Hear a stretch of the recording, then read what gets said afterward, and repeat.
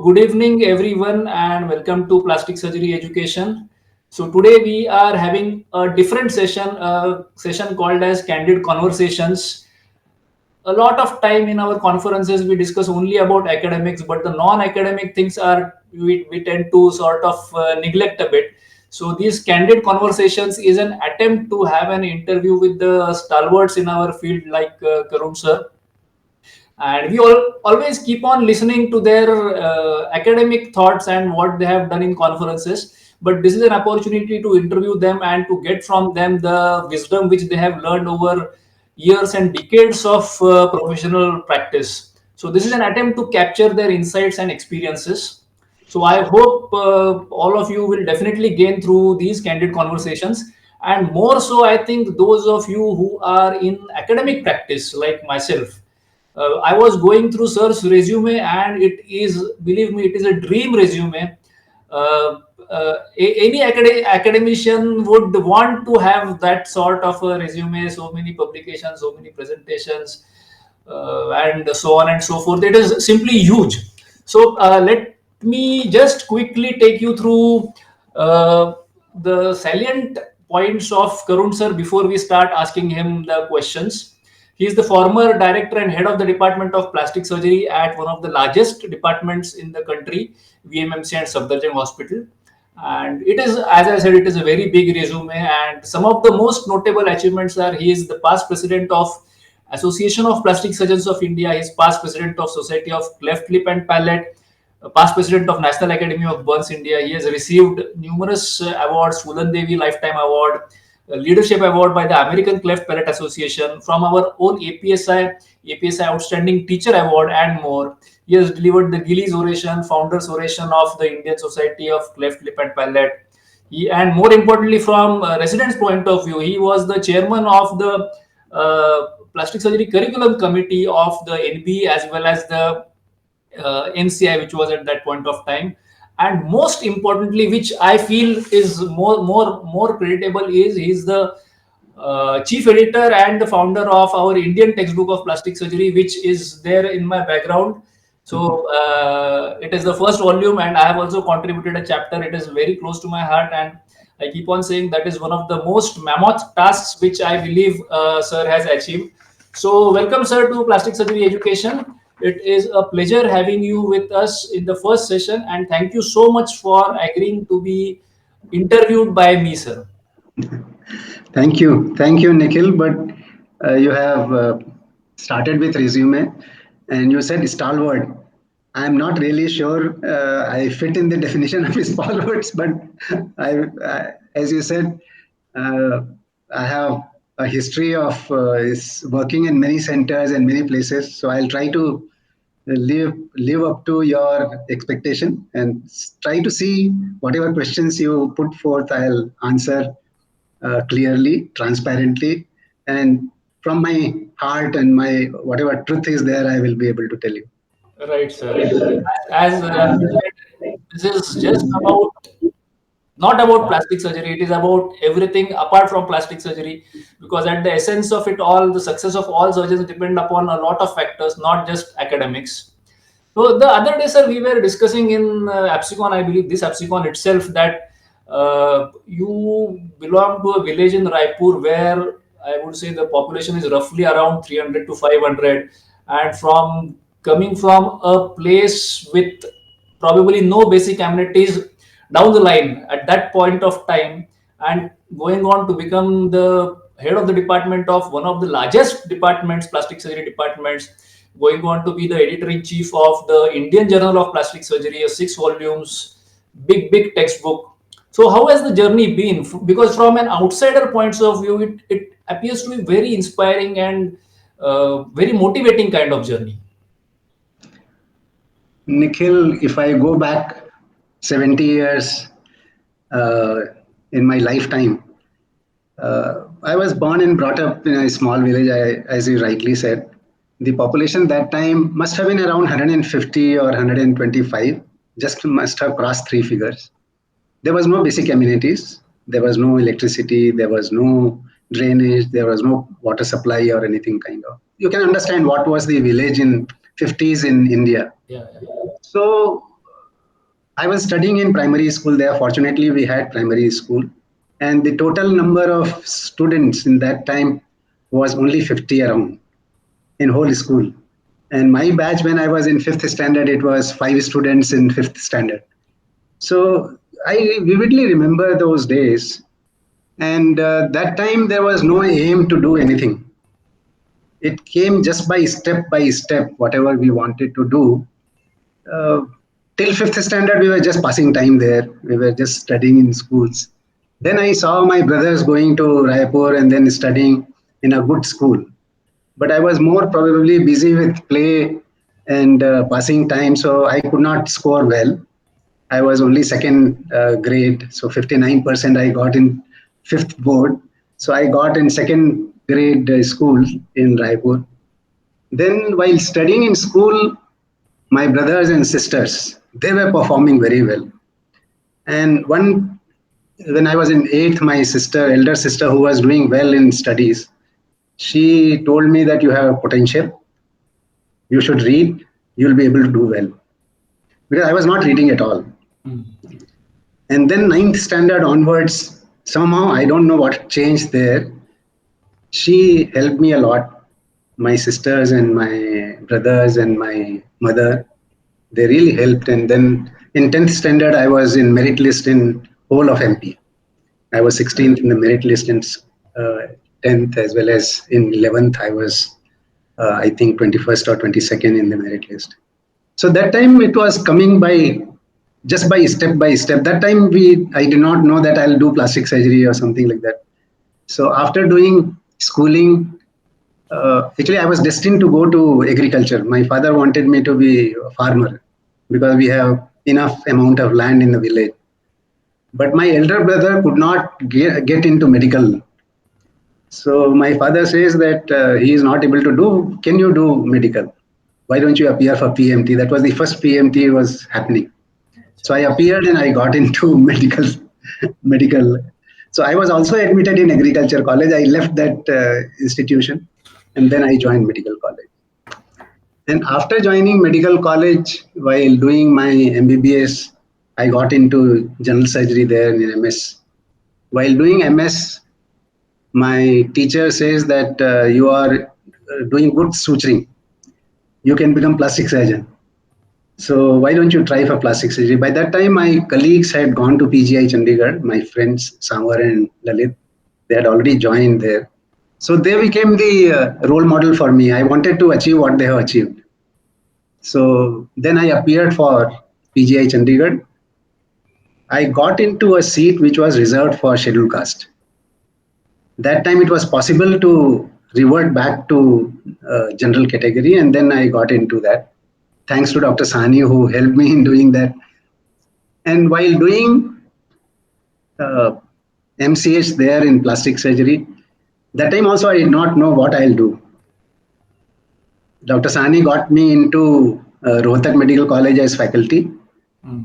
after passing MCH, and then I could understand the whole scenario that time. I appeared for Jipmer. I went to Pondicherry, and Pondicherry again, it was just a basic department. There was no department, it was attached to general surgery. That time, all the plastic surgeons used to work in general surgery. So it was hard time that time when we started plastic surgery. But staying there for quite some time, 23 years, I could develop a very good department. Yes. Today, I can say that it is one of the uh, very, you can say, standard or very good department in South of India. They have made a lot of mark in publication, teaching, academics, and research. They have done hand transplant. They have done. It's a very good MCH. Yeah. And then I came to Safdarjung Hospital in 2010. And then the story everybody knows that I stayed there for 10 years as head of the department. That is the time when I wrote the textbook of plastic surgery. Yes. And then I retired in 2019. So there is no specific aim. Just like somebody says that I was aiming in the childhood to become pilot, just like Abdul Kalam had said that he appeared for pilot, but he failed. And then he became Supreme Commander of the whole Army and Air Force and Navy. It was not like this. It was just step by step I could. get whatever was coming on the way. Right, sir. But I think, sir, it is good that your brother didn't get into medical. You got into medical and you were able to set up two departments, Rohtak, Jipmer, and continue the legacy at Safdarjung. So I think from plastic surgery point of view, it was good for our fraternity that your brother didn't get into medical at that point of time. So, sir, now coming to the question which is more close to my heart as such, because I always wanted to write some textbook related to plastic surgery, but somehow I initiated those attempts and never really took it to fruition. How many years did you actually start thinking before actually working on this book? Because I'm sure it must have taken you a lot of efforts to actually plan it before beginning it. Actually, till I was there in Jipmer, I never thought of writing like this. I used to publish. I Yeah. used to publish good number of articles from Jipmer Pondicherry, and they were very good articles I could publish because of the work I was doing there. It was my karm bhumi there, so I could do good publications. When I joined Safdarjung Hospital, there the I used to teach residents every day, and while teaching, we used to every time discuss that whatever is there in Neligan, we are not teaching, and whatever we are teaching is relevant to our patients, and whatever they are teaching is not relevant to our patients. And there are many topics or subjects which are not there in the plastic surgery textbook which we read.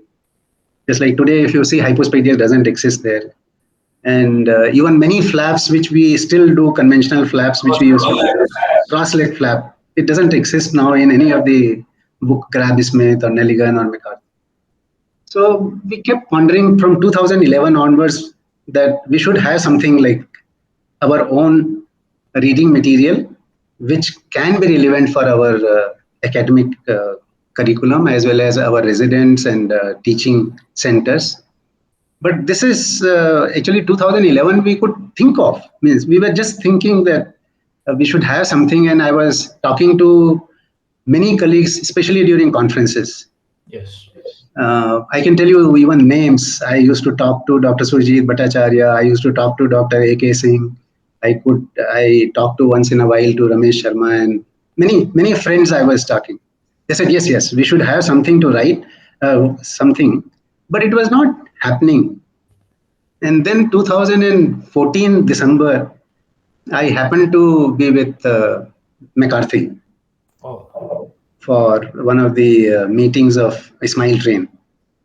So McCarthy, actually, Court Cutting and McCarthy both were there. So Court Cutting said, "See, you keep talking about something, but there is nothing from your country." mm, So that hit me. That was the 3rd November of 2014. I came back, and then 2014 November, I started working on this. I said, he says that we are not doing anything. Let us let us start. So then I put couple of residents and couple of faculty on the task to prepare something for a one volume book. okay. So that was the idea of starting. Then January, I could sit overnight and see that we cannot fit things in one volume by Mm, any chance. So that's how I individually started working in January 2015 for a 6 volume book. And then I invited all my friends that today they are all stalwarts in their own field. 17 of them I invited to Safdarjung Hospital one night. And then it was a physical meeting of brainstorming session. I call it as brainstorming session on right. textbook. That was 15th of March, 2015. So that's how it was arrived at that. It took me almost like 3-4 years to think of, but it took 3 months to really work on designing the 6 volume book. So So you it was, designed at one point of time the index yes, on the 6 volumes. yeah. I actually worked for 3 months in the sense we kept writing the chapters and chapters after seeing, and then we were referring to other books, including Grab, including the McGregor clinical methods as well as the Nelligan, and then we could draw. tentative plan that this will be the sketch of 6 volume book, and then we thought that we should give liberty to volume editors if they are there, Yes.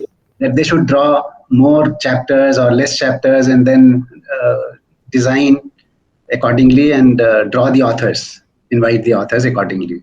So that was decided on that 15th of March 2015 in one go. Okay. And But sir, even then, when we go through the 6 volumes, all the authors are most of the authors are quite senior clinicians, senior plastic surgeons. Contacting them, asking them to write, and more importantly, getting them to submit on time is such a big task. Sir, just for the record, I submitted my manuscript on time, but I do realize that there are instances where the people are quite busy and they don't tend to, even if willing, not submit on time. So how did you address all those issues? Like, these are the important challenges, I believe. yeah, actually, frankly speaking, Nikhil, each volume, rather each chapter was a challenge. Absolutely. It was not a cakewalk at all. I can confess today that it looks as if it is a very successful venture and we completed this. And if you if I can tell you the background, we planned this whole 6 volume in 2 years' time. We thought that by end of 2016, because I was president in 2016, Yes. so we planned to release this 6 volume book during my conference. That was my hindsight that I should release this. So when we worked after this brainstorming session for first 3 months, I was drawing the author's name and I was taking concurrence from the editors and volume editors and section editors, which whom we had assigned. Then I wrote to everybody, all 6 volume authors. I wrote. It took me almost a month to draw the way it has to be done, and then I expected them to submit in 3 months' time. 90 days we gave, and I was very hesitant to remind them Yeah. because I was new to the job. So after 90 days, I thought that I'll remind those who will not submit.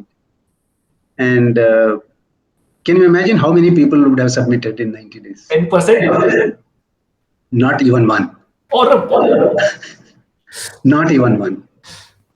So that was disheartening. The one, I mean, is after 90 days, when I again called 2, 3 of them that what to do, they said, give up. It is not possible. But I always follow Swami Vivekananda's preaching that if you have to do something, you have to stick to it, work hard, you will get the result. So then I again started my work in September, October of 2015. What I did was I started downloading the references of all the chapters, possible references. okay. And then I kept sending to all the authors that this can be a NIDAS, and the chapter I downloaded from McCarthy, Nelligan, and then I sent as an example wherever it was available. And then I said, please write it. So then I started getting some material for first volume. Then I said 6 volume is not possible. Let's work on only 1 volume. So in 1 volume, 32 chapters were there. So I stuck my concentration on these 32 chapters and 32 authors. And that's how then material started coming. Unfortunately, we are very good clinical workers, Yeah. very good surgeons, very good material we have, but very poor authors. Mm. Many of us, not all, but many of us are not very good at writing things here. Right. So that's why it took little effort and time. I was also learning Yes. during first volume. It was a learning phase. So and I was hesitant also. I did not want to offend anybody. Those who are spending time for the book on my behalf, Yeah. I had to give enough respect to them. Right. So then by January, I was little more forceful. And then I think I started getting good material by June, July. And then we could complete, actually, I could get all the chapters of first volume by 31st of July. and then the publisher worked, and then it could be published in November. It was released in 2016 Epsicon. That's how it started. Uh, so fascinating to hear the background behind the book, sir. First time I got to know about it, but it was definitely a tough job. But now Yes, sir, coming to now, I think every resident has got a PDF in his mobile, his or her mobile. yes. So how do you think about this piracy issue? Because it takes a lot of efforts, years of efforts, uh, not only from the point of authors, mainly the editor, section editors, the publisher. Is it now a financially viable thing to actually work on a book, publish it? Because within next, I think, couple of months, the PDF is out somewhere or the other, and it's in the mobile of each and every individual. So how do you look at it, sir?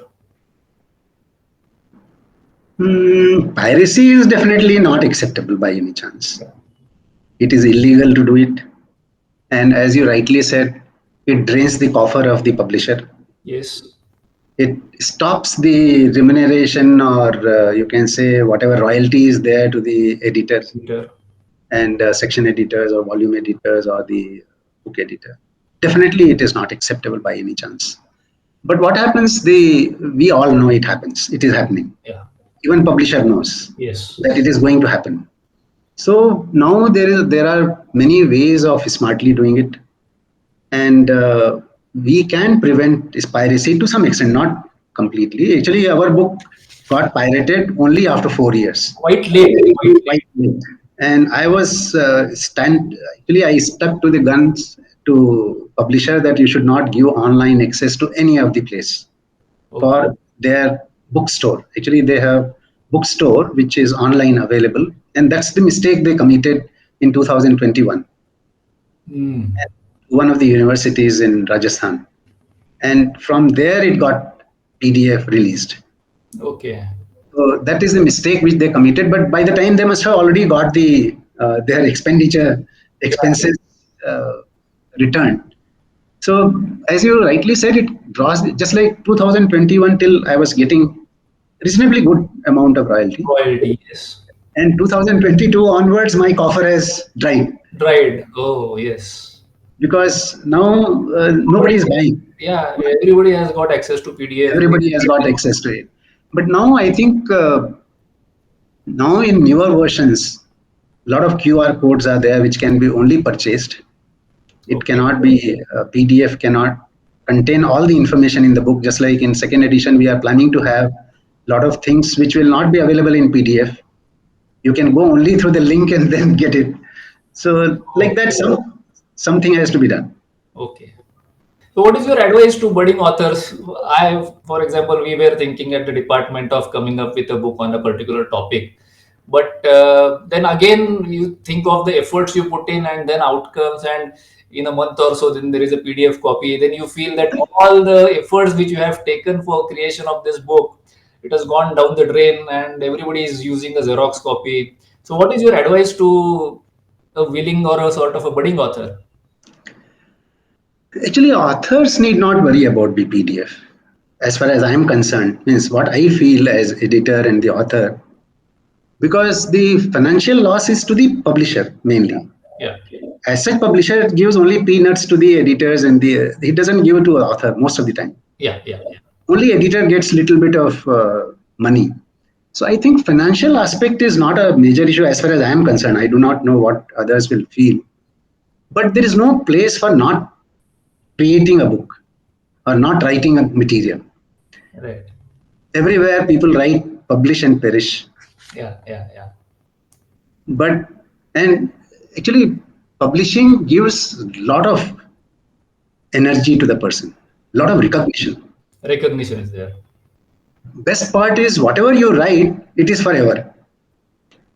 It is indelible print in the history of, Go down in history. you are put in this history.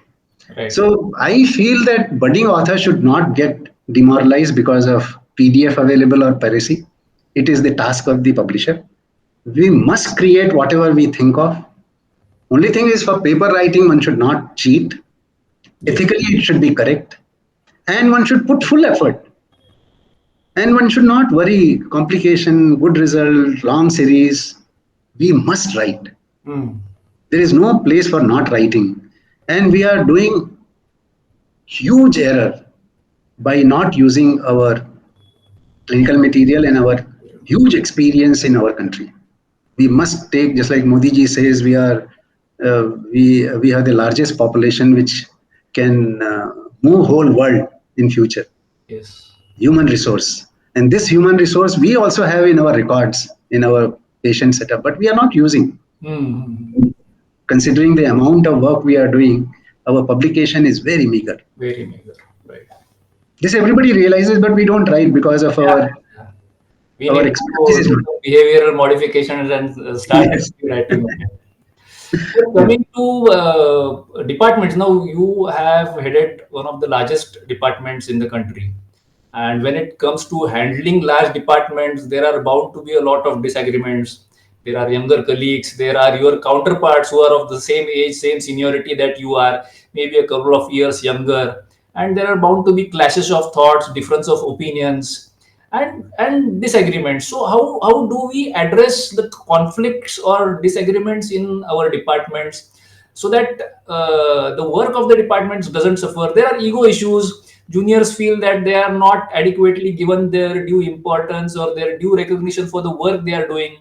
Seniors feel that I have been slogging for so many years that the credit should be mine, and multiple small issues are there. So how do you address this particular issue in the department? Nikhil, I worked in two major departments for quite some time. One was Pondicherry, Yes. where I was alone Yeah. for almost 23 years. So if you don't want disagreement, you should work alone. That was the best part, that I was working alone. There was no disagreement, no conflict. I was king of my own. And then I used to take decision myself. Others were there to help me. My colleagues in other departments were there. My family was there. That is different. But there was no disagreement. As you rightly said, once the department becomes big, you have got seniors, juniors, and a lot of other people are there. And when there is a group of people working together, disagreement, I think personally, is part and Inevitable. parcel of Inevitable. inevitable.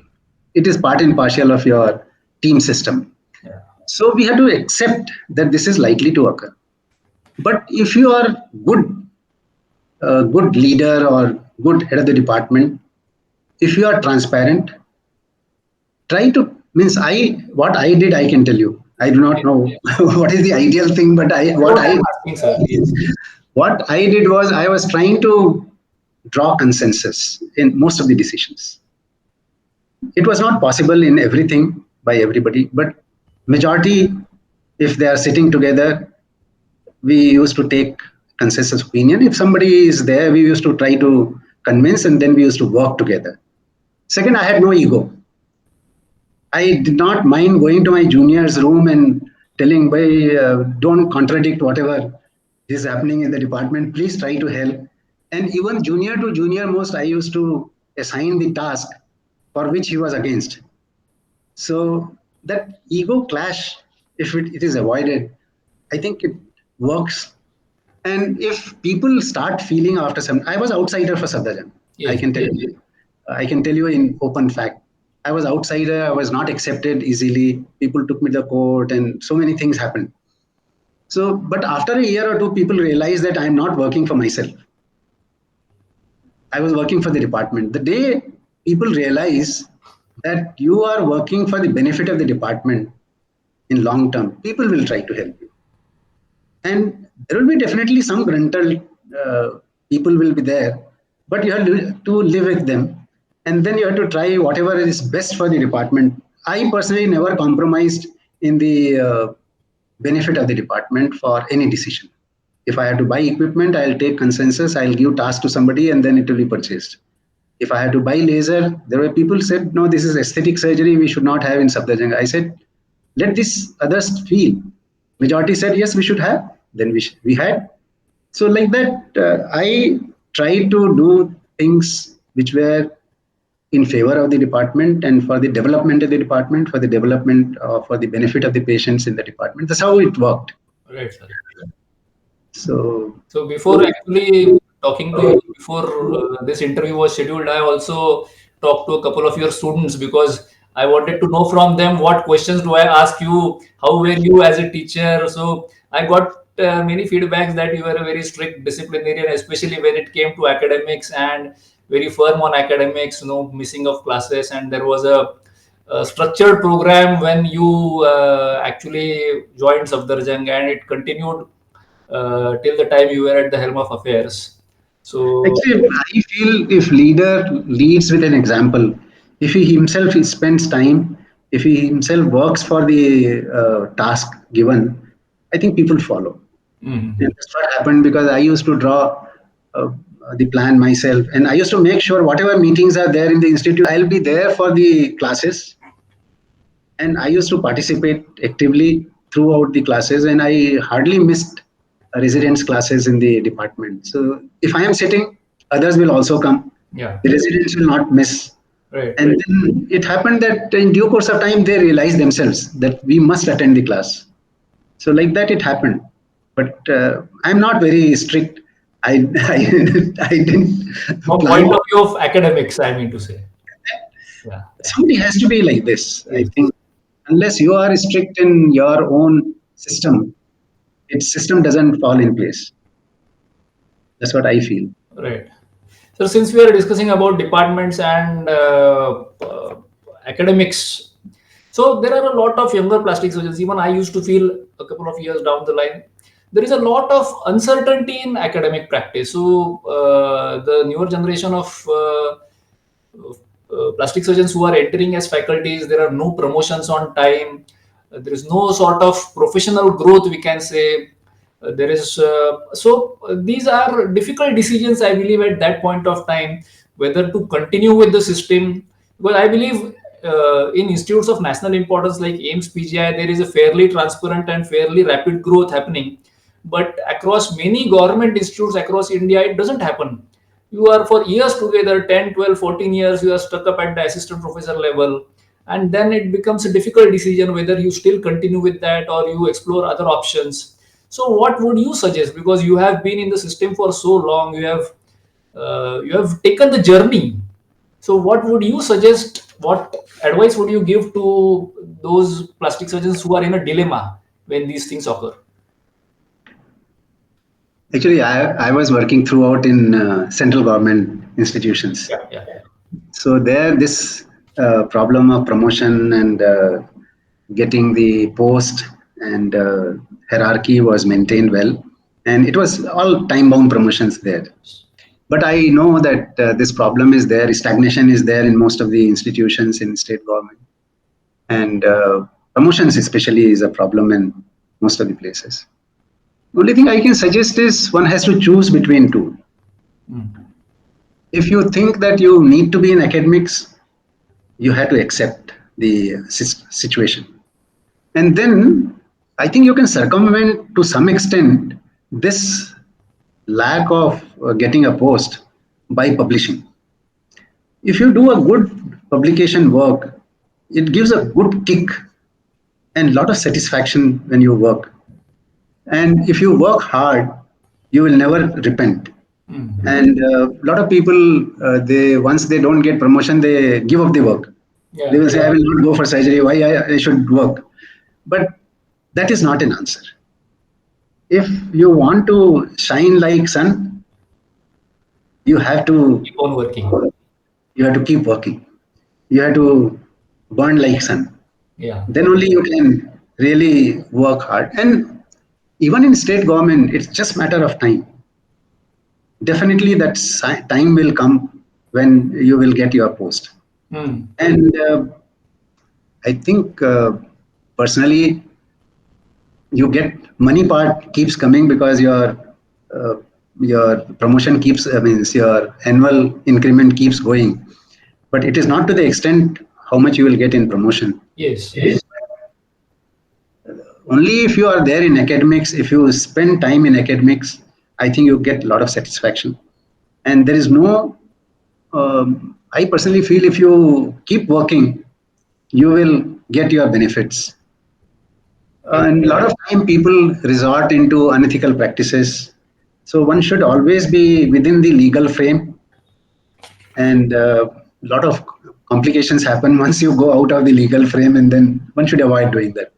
Yeah. What I mean to say is, if it is not permitted, you should not practice. You should not keep feet on two boats and avoid any complication. Right. That Right. is my take Yes. on this. Again, sir, since we are discussing about departments, now we have all seen there are every department has got its highs and lows. There are peaks when the performance of the department is very high, and then there are lows. There is no publications, no presentations for years together, and then couple of years. How do we ensure that our department stays at the peak? At it is constantly motivated. Actually, this department, when we are talking, actually, department should only grow. They should not be any phase of low in the department, because department should have only one trajectory. Yeah. That trajectory depends on the leader of the department. Unfortunately, many of the institutions in government sector, the head of the department or leader keeps changing very frequently. Yes. And this frequent change stops the growth of the department, because the second person may not agree with the first person, or may change the system, may not really commensurate to the development of the department. But if the consensus is there in the department, then it has to grow well, because the next person is also agreeing to whatever the previous leader was doing. Mhm. So I think the trajectory, if you want high, and there is no stationary limit to the growth of the department. It has to, it sky should be the limit as far as I am concerned. When I came to Safdarjung Hospital, I thought that we should be the best in the country, and it was made best in the country in 6 7 years time. And I could vouch, anywhere my our residents and students used to go, they used to be first in all the competitions. They used to participate everywhere, they used to publish, they used to present, they used to write. So many things they were doing. So that is the way it should grow. And I think now it is going further and further, and they have reached a lot of height. And that's how I feel, that if continuity is there and like-minded people are there, it should always grow. It should always keep growing. Yeah, yeah. Sir, coming to failures, I think failures we all encounter, tend to have encounter. What is important is how we overcome them. Can you share some significant failure in your life, which, as a clinician, as a head, as an academician, as an administrator, in whatever way, and how did you overcome it? Because you have worked at multiple departments, multiple places for years together. Um, Vividly, I remember one major failure in my academic career was the I could not start MCH course in plastic surgery in Jipmar, Pondicherry. Ah, I worked for 23 years, and for 20 years I was trying to start MCH course, but I could not start. The department had enough beds, we had enough operating theaters. We started with 6 beds in the department in 1986, and by the time I left, it was 26 beds with 3 days operation theater, independent minor operation theater, laser room, burn unit, everything was there. But I could not start. But only thing, this failure was overcome by the time I left. okay. And 3 faculty joined. The MCH course was permitted by the time I left. So that was the major failure I consider. But Mhm. I think failures keep occurring for everyone.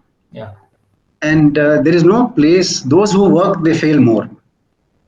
So one has to accept the failures, and one has to try to overcome.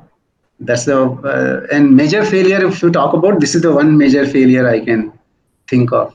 But I have got a lot of examples, a lot of occasions when I failed in my plastic surgery cases, Yeah. And actually, for small failures, you can think of complications in surgery. I publish most of my complications. Mm. If you see my publications, there are many failures which have been published. And at one point of time in early 90s, people used to say this fellow always presents failures. Patience. So I was recognized that time. So one should not get worried about the failure. It is just matter of time. Things are done. Only thing is God keeps waiting for your right time to come and then give the gift to you. It takes time, but one Yes. should not worry about the failures. So again, if we see your trajectory over the years, I feel that it is easy to achieve success, but it is really difficult to maintain it. First two, three, when you are a young clinician, young faculty, you have two, three, four publications, and then not many people are able to sustain that over a period of time as an author, maybe as an editor, even from one journal to another as a reviewer. So, looking at your trajectory, it has been a step after step, step after step. It has been a upwards trajectory. But how do we maintain that level of constant motivation to keep on doing more and more and more? Because I think you tend to get fatigue. Fatigue sets in, and you feel like enough. You don't no more feel like writing or Actually, I enjoy whatever I do. So if just like when we were writing book or whenever I write some article or something, I I really enjoy. And I don't think I can say that this was my level of success or this is level of my plateau or highest I have reached. As I said, everything whatever has come, it has come by steps on the way. And I have just like first volume is done in 1 year, second volume is done in second year. But that period of time when I was writing, I was really enjoying. I yeah. was reading more and more. I was getting more and more information. Actually, I used to read much, much more during this book than what I had read during my MCH. And I really enjoyed. So, if you enjoy any task, I think you don't get fatigued. Mm. Just like when we go for trips anywhere, hiking, one gets 15-kilometer, 20-kilometer hikes. You don't get tired so much. If you walk just like that, you will be tired. So I Mm. think because you are enjoying that hiking, you have got some aim to enjoy at the top of the hill or something like that. So don't get fatigued. You come enjoy it, and you run and come back.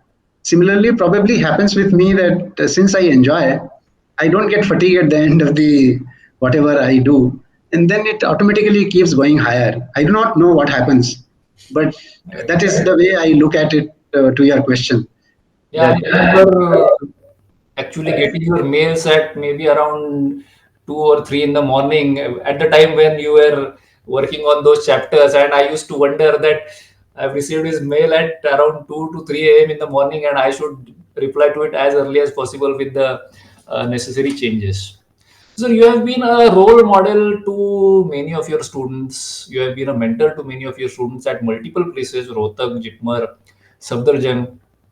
Who do you feel is your mentor, and what role has mentorship played in your career advancement and your evolution as a plastic surgeon? see, actually, if I say my role model, my parents are my role model. Actually, I had no role model in my career as such, but my teacher, Dr. Sani and Dr. Jackson, these two were my professional mentors.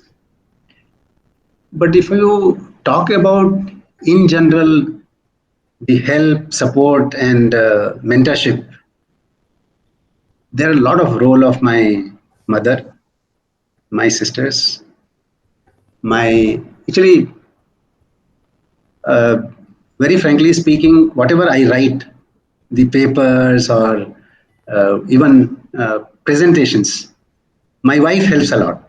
Oh, Actually, I I read everything in Hindi because I have brought up in Hindi medium. I have never studied English till my younger age. So my English is horrible. So my wife is the one who writes most of my articles or edits most of my work. And being a physician, she has got neck of finding the faults, mistakes in that, and she has that neck of correcting the even technical part. She helps a lot. So I can say that these are my mentors in my academic career as well as my family career. They have my parents and my family members have helped a lot. But Jackson, while working with Jackson for 6 months as WHO fellow, I might have not learned too much plastic surgery with him, but I learned the humanity, human approach to patients, and the atmosphere which he created or his wife created was enormous. I learned a lot there. That's why I keep calling that he was my mentor in the professional career. Right. So it is like that. And you talked about Madam helping out with most of your manuscripts. I believe that is the reason why you have included her name in your email as well. Yeah, because she's not tech savvy, so I used to get all her emails in my email. So that's why it is together. If you see most of the my publications, all publications will have acknowledgement wherever it is permitted. In acknowledgement, her name is there as the editor, the Okay. language editor, and so like Right. that it is. Now, sir, coming to one important question, which currently is the hot topic across, I believe, all specialties, medical, non-medical, everything is work-life balance. So, this is an issue which is of late. I think during your residency days or during your early years of your career, this was never an issue. It never probably even came up. But now, work-life balance, burnout, all these issues keep on coming.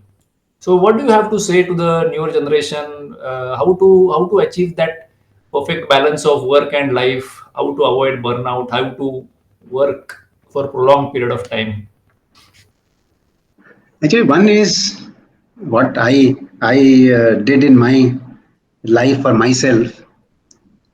I used to work very hard in the hospital or in my institution. And once I come home, then my personal life begins. I usually did not compromise me in my personal life at home. But as you rightly said, 2 o'clock also I am sending email.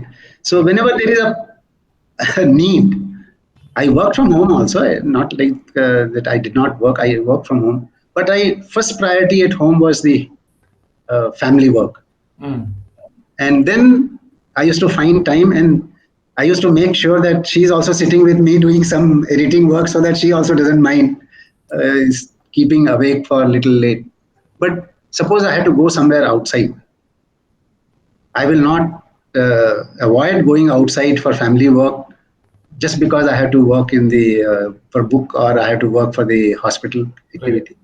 So I think work and home balance has to be taken care. And whatever you do, if you enjoy, you don't get burnout. You have to find a solution to burnouts. This is a major talk of point of talking now for the younger group, that burnout happens especially because of microsurgery or craniofacial surgery. Yes. Even in burn, when you do duty in the ICUs, you get burnout. But Absolutely. I think if you enjoy whatever you do, and if you aim to achieve something, suppose you want to save somebody's life in ICU, you still enjoy even if you work for 36 hours continuously. So like that, for book, I worked for 7 years, and every night I used to work till 2 o'clock. And even if I go out in the hotel also, I will try to find time to work in night. So it doesn't compromise in your enjoyment if you work for something, provided you enjoy it. Yeah. Burnout is not, I don't think one should take it as burnout. Yes, one gets tired, there's no doubt. Right. That's how I look at the burnout now. I think what you're trying to say is when work becomes life, there is no need of work-life balance. Work becomes life. So, and if obviously if there is a purpose in life, then you tend to enjoy pursuing those goals, trying to achieve what you want, and Yes. then it becomes the fun part of it. You start enjoying it. pursuing those goals and all. Yeah, just like you said, 2 o'clock. I should knowingly I used to send the chapters at 1 o'clock and 2 o'clock night, so that Nikhil should realize that I am working. Why he should not realize? As you said, since I was working till 2 o'clock, you will send early. Right, So I right. used to make fun of people, those who are not sending. They will say, I'm tired, I'm lazy, means I'm very busy. So I said, when I am awake till 2 o'clock, you can also be awake. So like that, it used to be a point of discussion sometimes. Hmm. And we used to joke and enjoy that part also. Yeah. So looking back at your career, you said one thing which probably there is a regret that you couldn't start MCH curriculum at JIPMER when you were there. Apart from that, is there anything else which you wish you would have done differently? Probably you felt like venturing into private practice or something like that. If you were given a chance, you would like to change something in the trajectory you had. See, I'm very happy with my whatever I have got in my career. And fortunately, it has happened unplanned. But if you reboot my life, as you said, if I had to live again, then probably in hindsight, probably staying in Pondicherry would have been, I would have preferred to, means in future, I will like to stay in Pondicherry because I had developed that department. I enjoyed the place. I enjoyed the work culture of that place. I enjoyed the atmosphere and bonhomie of that place. But what I did not achieve was almost coming on the way. Mhm. So probably if I would have, means if you give me a chance, I will try to, I like to stay back to Pondicherry and work. Yeah. So that's the only thing I can change in my life if it happens so. But otherwise, I am quite happy with whatever has happened to my life. And I don't think much would have changed. I would have not changed my children. I would have not liked to have any other person as my partner or my parents or family. So this is very transparent Yes. confession. I remember talking of Pondicherry, probably in 2009 or 10, you had organized Navicon at JIPMER. Yes, 2010. 2010, and we had Uh, just passed our MCH in 2008, and we had been there. So that was my first ever Navicon, and we were in awe. There was a lot of lighting, and it was our first national conference of birds. And I think at that point of time, it simply raised the bars for the Burns conferences, which were generally considered that not so important type of conferences. So, yeah. The best part was, though I was alone in the department as faculty, but the specialty of that institute was everybody in the whole institute used to participate in conferences in organization. mhm. So urology will do this pendal, or general surgery will do this, medicine will do this. Like that, the work distribution used to be there, and everybody used to get involved, including the director, the MS. Everybody used to come and help in organization. That was the best part in that institute. They used to feel whatever is coming, guests are coming.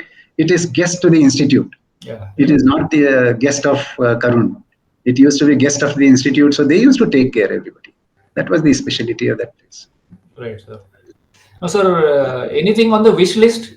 Some pending initiatives, some new books, apart from the second edition of this Indian textbook? See, now I am in the age of Vanaprastha. Yes. And after a few years, it will be sannyas. So whatever wish list is there, probably I have completed. But uh, the wish list never ends for anybody. I intend to do the second edition in near future. And just as you pointed out about the issue of piracy, the publisher is still rethinking about the format and things like. But it is likely to be there in next couple of years. Second thing is I am trying to write few small manuals for different areas of cleft care, Okay. nursing manual and practical manual for the residents, and like that I'm in process of writing. Maybe in next 6 months it will see the light of the day. And the wish list never ends, Nikhil. I want to write, but I'm not able to write because of lack of the younger help. So, but as you, actually, many of you know that cleft is close to my heart, Yes. and I'm part of the Smile Train to a large extent in the global area as well as Indian advisory board. So, I have a lot of wish that I contribute to the total rehabilitation of these patients and children. So that's why I have taken a task to train a lot of people around the globe. I go to many places to train and conduct workshops and teaching. And I'm trying to develop things which will be helpful for the patients and family and parents and things like that. So I do not know where it will end up to, but that is my wish list, you can say. And so these days, YouTube, you are becoming a bigger star on YouTube. Couple of your videos on birds, basically birds prevention, as we were discussing the other day, have reached millions of views, and I was wondering as to how my videos get only maybe 400, 500 views for a burns topic, and sir's view is crossing millions. So I think, sir, that is a fantastic initiative which you have taken up, and the very lucid language, English, I would say, combination of Hindi and English, that I think makes an impact, and it is really useful. Are you planning to come up with more videos, sir, on Yeah, yeah. few aspects? Actually, this video on awareness on burns and the prevention and the first aid things came from your lecture. Okay. When we were talking in Coimbatore on your oration, Yes, sir. then I thought Nikhil says only 200, 300 strikes are there. Let me try because cleft I had done and it had reasonably good strike awareness. Yes. So that's how this blister and prevention on electrical and chemical and scar and post burn scar and post burn small. It was just a casual talk, thinking what people like to have, and then I was really surprised. People have the strike is still 2 years old videos are still having every day at least Yes. 500, 400 viewerships. Yes. Yes. That is surprising, but that means that it's not the question of topic. Means it's not that awareness people don't want; they want, but probably the language Different which they format or something like that. Yeah. format and the language probably wherever it is acceptable to them. If it is done in that way, probably it becomes popular. Right. Right. Right. So, but And it is, I believe as those you rightly are, said, it is very successful. yeah, very successful. And a couple of my friends shared that video with me. That is how I came to know that this is circulating so rapidly, and it is really having a good impact in the general public. Yeah. So I think that is a very significant initiative on your part. So finally, I believe we have a lot of questions to ask, and there would be an unending sort of conversation. But we can possibly take that up at another point of time. One last question, sir, before we conclude. How do you want to be remembered as both as a professional as well as a person? uh, I think I'm a simple man, and I do not have too much of wish. I don't want. I don't think people really recognize me in a big way or anything of that sort.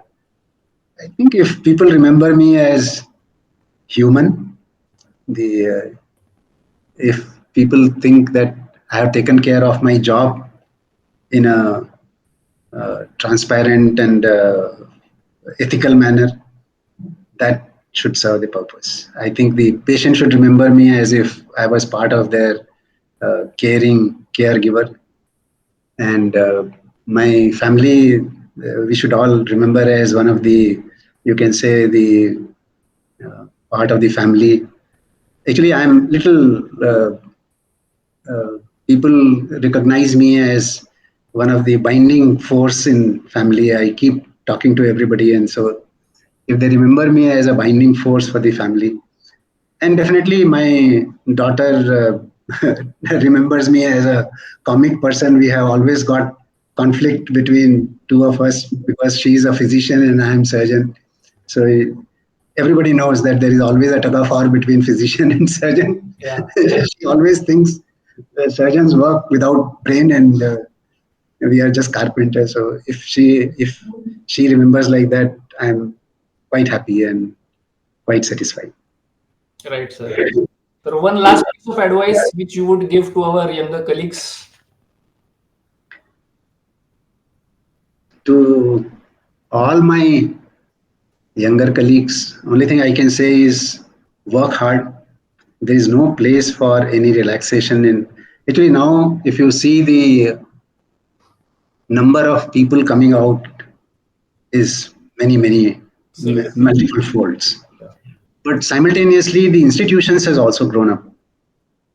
More possibilities are there, more avenues are there, more areas of work is there, and we should not get worried about somebody encroaching.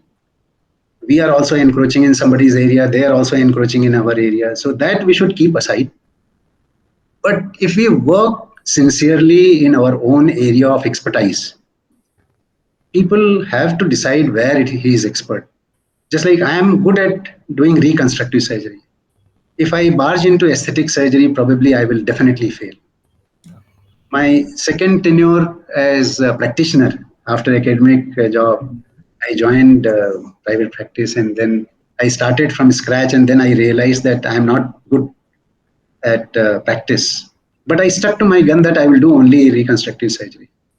And now I have got my own patients, and I have got enough of work there. So if we stick to our forte, our area of expertise, you will always succeed. Maybe it will take some time, Yeah. but persistence and perseverance pays. That's what I can say to all my younger colleagues. Right, sir. Thank you so much, sir, for taking out the time to have really candid conversations with us. I hope we'll have more such sessions and we'll have you back again some other time.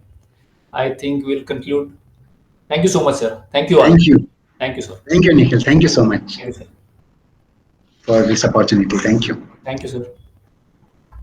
So thank you all. I think we'll conclude with the session. Thank you for joining. Thank you.